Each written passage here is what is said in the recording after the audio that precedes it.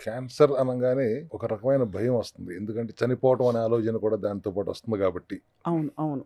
అది వస్తే ఏం చేయాలి అనే కంటే ముందు మనం కాసేపు అది రాకుండా ఉండాలంటే ఏం చేయాలనేది మాట్లాడుకుందాం. అవును.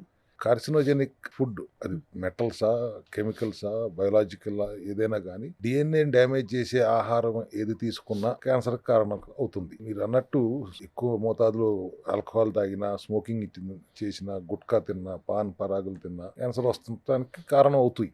అవును. అది తినని వాళ్ళకి కూడా ఎందుకు వస్తున్నాయి అనేది ఒక ప్రశ్న. కరెక్ట్. పాలిథిన్ సంచుల్లో కాఫీలు తీసుకెళ్తున్నారు, వేడివేడిగా తీసుకెళ్లి 2 గ్లాసులు పోసుకుని తాగుతున్నారు. అది క్యాన్సర్ కారణం కాదా? ఖచ్చితంగా గ్రహించాం అది.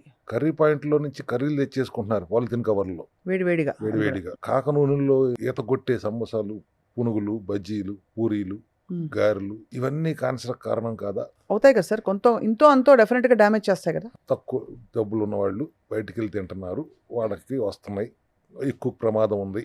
బాగా డబ్బు ఉన్న వాళ్ళు ఉన్నారుగా, అవును. వాళ్ళు ఇట్లాంటి చేయరు అని అనుకుందాం కాసేపు. ఇంట్లోనే వండుకున్నవి తింటారు. ఇవాళ వండుకునే రోజులు పోయినాయి. కుక్కులు కావాలి, వాళ్ళు మన ఫ్రీడమ్ని ఇవ్వరు. వాళ్ళకి కావాల్సిన నూనెలే వాళ్ళకి ఇస్తే వండుతారు. రిఫైన్డ్ ఆయిల్స్ లేకుండా వండరు. రిఫైన్డ్ ఆయిల్స్లో కెమికల్సే. నువ్వుల నూనెలో నువ్వులు ఉండవు, సన్ఫ్లవర్ నూనెలో సన్ఫ్లవర్ ఉండదు. అంతా కెమికల్తో కూడిన నూనెలే వాడుతున్నారు. దానివల్ల క్యాన్సర్లు రావా? అవును.